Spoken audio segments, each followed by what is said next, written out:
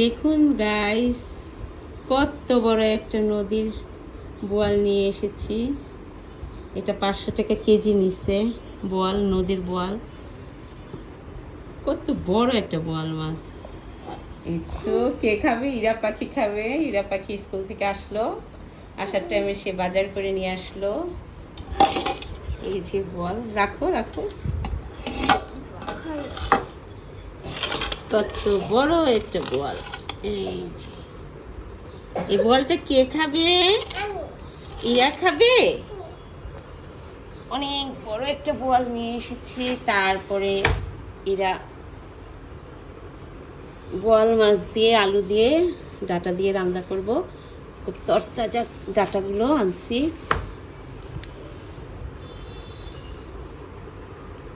গরমের দিনে গরুর গোস্ত, মুরগি এগুলো কম খাওয়াই, দেশি মাছগুলোই খাওয়ানোর চেষ্টা করি বাচ্চাদেরকে, কারণ যেহেতু অনেক গরম পড়ছে। আমি কেটে আনি নাই, এখন আমি কাটবো।